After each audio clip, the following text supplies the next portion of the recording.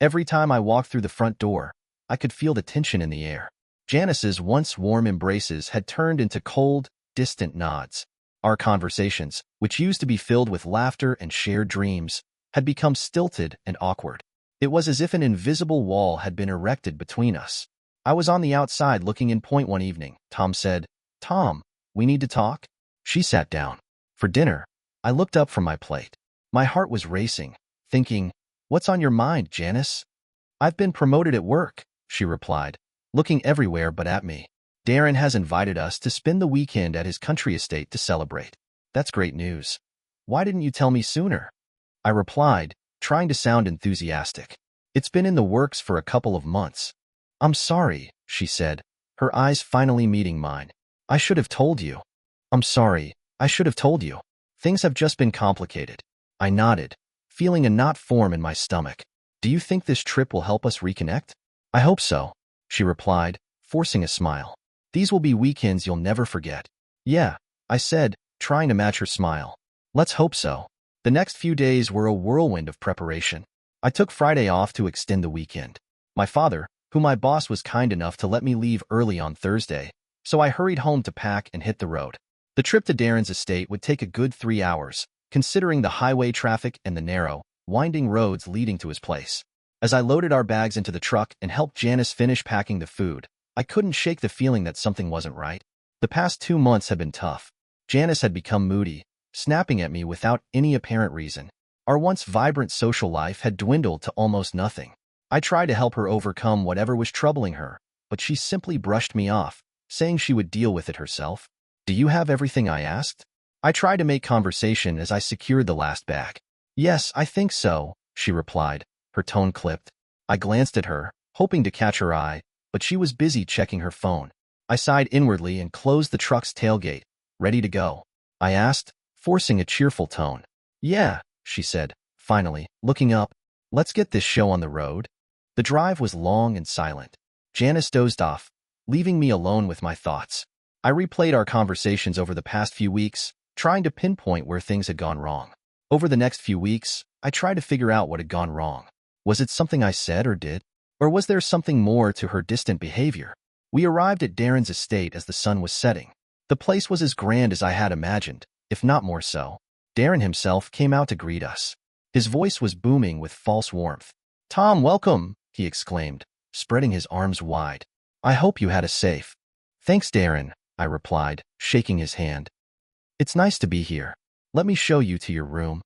He led us inside the estate, which was opulent with high ceilings and elegant furnishings. Darren showed us to our room, which was spacious and well-furnished, complete with a private bathroom and a large television.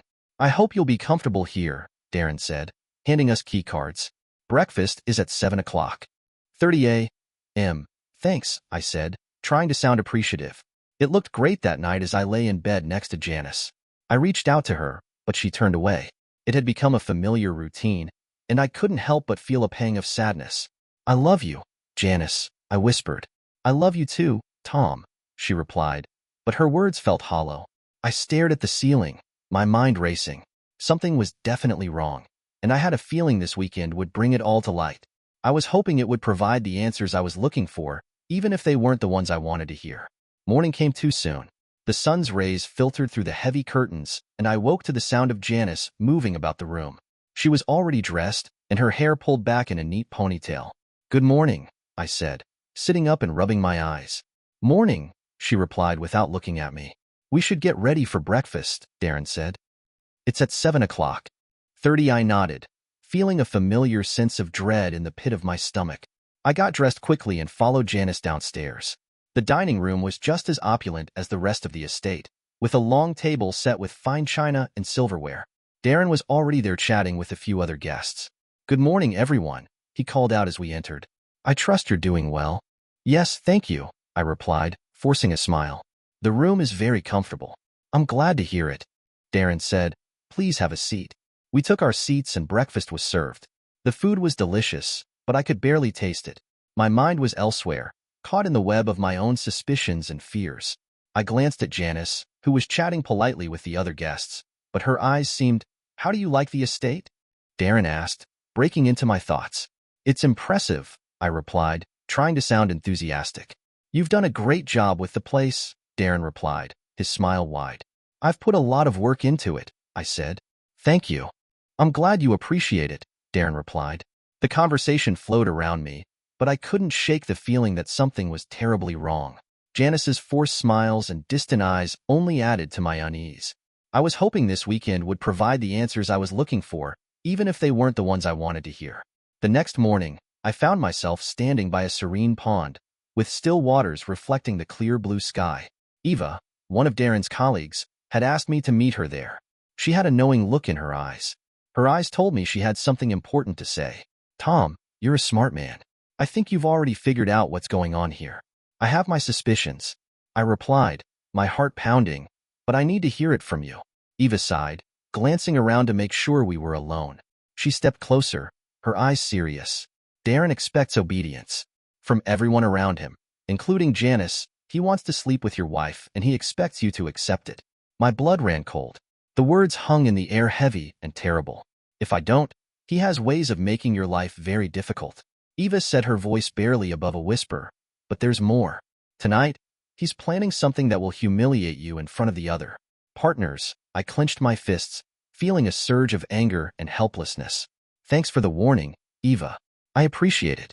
She looked at me with a mixture of pity and determination. You deserve to know the truth, Tom.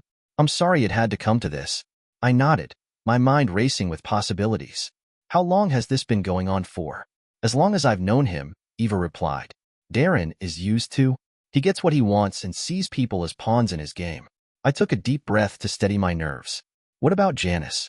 Has she agreed to this? Eva hesitated, her eyes filled with sympathy. I don't know all the details, Tom, but she's under a lot of pressure. Darren can be very persuasive. The weight of her words pressed down on me, making it hard to breathe. I looked out. Over the pond, the peaceful scene was a stark contrast to the turmoil inside me. I needed to figure out what to do. I finally spoke, my voice strained. You have to be careful, Eva warned. Darren won't take kindly to any resistance. I understand, I replied, my mind already working on a plan. But I can't just stand by and let this happen. Eva nodded, her expression serious. If you need help, she said, any help would be greatly appreciated. I don't agree with what Darren is doing, but I have to be careful too. Thanks, Eva, I said, looking her in the eye. I appreciate your honesty. As I walked back to the estate, my thoughts were a tangled mess. The revelation about Darren's intentions was worse than I had imagined. I knew I had to confront Janice, but I needed to do it carefully. The last thing I wanted was to make things worse. When I walked into the room, Janice was sitting by the window, looking out at the garden. She turned when she heard me, and her expression was guarded. Tom, what's wrong? I said, sensing my agitation. We need to talk. I closed the door behind me. I'd just spoken with Eva. She told me everything. Janice's face paled. I said, Darren's plans. I replied in a tense voice. He wants you, and he expects me to accept it. Janice looked down, her hands trembling. Tom, I didn't know how to tell you. He's been pressuring me for months, and you just went along with it. I asked, struggling to keep my anger in check. No, I tried to resist, she said, tears filling her eyes. But he's powerful, Tom. He threatened to ruin both of us if I didn't. I took a step closer, my heart breaking at the sight of her distress. We need to stand up to him. Jen and Dennis, together, we can't let him control our lives. But how she whispered, her voice filled with fear. He has so much power. We'll figure it out, I said, taking her hands in mine. But we can't let him win, not like this. Janice looked up at me, her eyes filled with a mixture of hope and fear. Tom, I'm with you. What do we do? We start by getting through tonight, I said, determination, hardening my resolve. Then we find a way to bring Darren down together. That evening, as Darren's guests gathered by the pool, I couldn't shake the feeling of dread. The setting was perfect, with the pool's reflection shimmering in the twilight and the scent. The air was filled with the scent of blooming flowers, but a storm was brewing within me. Darren was in high spirits, making jokes and toasting to Janice's promotion. I stayed close to her, my eyes constantly scanning the crowd for any signs of trouble. Tom, can I have a word? Darren called me over with a glass of champagne in hand. I walked over, my heart pounding. What is it, Darren? I just wanted to congratulate you on being such a supportive husband, he said, a smirk playing on his lips. Not many men would be as understanding as you. I don't know what you're talking about, I replied, trying to keep my voice steady though I could feel the anger boiling. Darren said, his eyes narrowing. He took a step closer, his voice dropping to a threatening whisper. Just remember, Tom, there are consequences for disobedience. I clenched my fists, my pulse quickening. Darren, you have no idea what you're talking about. He chuckled, making a dark, menacing sound. We'll see about that. At that moment, 2 police officers burst onto the scene, rifles at the ready. One of them shouted, "You're all under arrest." Darren's smirk vanished as he and his accomplice were handcuffed and led away. The guests gasped, and they murmured in shock, their eyes wide with confusion and fear. I watched in disbelief as the sheriff's deputies secured the scene, making sure no one could escape. What the hell is going on? Darren demanded, his face red with anger. You can't do this to me. The lead officer, a stern-looking woman, replied. A woman with a no-nonsense attitude stepped forward. Mr. Hansen, you're under arrest for blackmail, coercion, and conspiracy. We have evidence of your illegal activities. Save your excuses for the judge. Darren glared at me. His eyes burned with fury. You'll regret this, Tom. You and your wife. Your wife is going to regret this. I stood my ground, feeling a strange sense of calm wash over me. No, Darren, you're the one who's going to regret it. As the police led Darren and his cronies away, I turned to find Janice standing nearby, tears streaming down her face. I walked over. I wrapped my arms around her shoulders and told her it was over, Janice. She sobbed into my chest and trembled. I apologized to Tom. I said I was sorry, Tom. I never wanted any of this to happen. I know I said that, and I held her tightly. We'll get through this together. Eva approached us. Tom and Janice, are you both okay? I replied, giving her a grateful nod. Thank you, Eva. We couldn't have done this without you. Eva smiled weakly. I'm just glad it's over. Darren has hurt too many people. It's time he paid for his crimes. The police then escorted the remaining guests out of the estate, leaving it eerily quiet. I took Janice's hand and led her back to our room, where I was replaying the events of the evening in my mind. The confrontation with Darren had been intense, but it was the beginning of the end of our nightmare. As we sat on the edge of the bed, Janice took a deep breath. Tom, I don't know how to thank you. I was so scared. I looked into her eyes and saw the fear and guilt that had haunted her for months. You don't have to thank me. We're in this together, and we'll get through it together. She gave a small smile through her tears and said, I love you, Tom. I love you too, Janice. I felt a weight lift from my shoulders. We'll be okay, I said. As we lay in the dark room, we were quiet. I held Janice close and felt the steady rhythm of her breathing. The confrontation was over, but the road to healing had just begun. For the first time in a long time, I felt a glimmer of hope for our future. The next few weeks were a blur of police reports, court dates, and media attention. Darren's illegal activities were exposed, and Janice's involvement became a hot topic. The topic of discussion was that she maintained her innocence, but the evidence against her was overwhelming. I never wanted any of this. She sobbed one night, her face buried in her hands. I was just trying to protect us. I know I said that, feeling the mixture of anger and pity, but it's too late now. We have to face the consequences of our actions. My father and Uncle Bob were a constant source of support, helping me navigate the legal maze. I spent countless hours going through spreadsheets and documents, uncovering the full extent of Darren's schemes. The more I discovered, the deeper it went. The corruption ran deep. Tom, you're doing great. That's what my father said one evening as we sat at the dining table, papers spread out before us. We're getting closer to bringing this whole operation down. Thanks, Dad, I replied, exhaustion creeping into my voice. I just want this nightmare to be over. It will be, I told myself. Just hang in there. One evening after another, I spent long days reviewing evidence. My father brought a guest to our house. Tom, this is Mae Simmons. She just moved here from Dallas and started working with me a couple of weeks ago. Mara was a former Marine, now a deputy sheriff with a confident smile and caramel-colored eyes. She extended her hand and said, Nice to meet you, Tom. I've heard a lot about you. I hope I'm not imposing. She shook his hand and felt an immediate connection, something she hadn't felt in a long time. She replied with a laugh, Your father speaks very highly of you. Thanks, Dad. She glanced at him with a smile and said, Let's sit down. My father suggested that Mara has some insights that might help us with the case. They sat around the table and Mara shared her experiences and offered advice. Mara gave us some great advice on how to proceed. Her insights were sharp and to the point, reflecting her military background. I think if we focus on these transactions, we can build a strong case against Darren and his associates. That's a great idea. I agreed, feeling a renewed sense of determination. Thank you, Mara. She said her smile was warm and reassuring after the meeting. My father and Uncle Bob left, leaving Mara and me alone in the dining room. Can I get you something to drink? I asked. She replied that she was feeling a bit nervous and that a glass of water would be great. I got up and fetched 2 glasses of water, handing one to her as I sat back down. I asked how she was finding our little town. She said it was nice. I asked her how she liked it. She said it was quiet, but I like it. It's a fresh start, I said, looking into her eyes. I can relate to that. A fresh start is exactly what I need, she replied, smiling. Maybe we can help each other with that, she said. As the evening wore on, we talked about our lives, our hopes, and our fears. Over the course of the next few weeks, I felt a sense of calm. Mara's presence was like a balm for my wounded soul, and I knew I had found someone special by the time she left. It was late, and I walked her to the door, feeling reluctant to say goodbye. Thanks again for your help tonight. I said, anytime. Tom, she replied.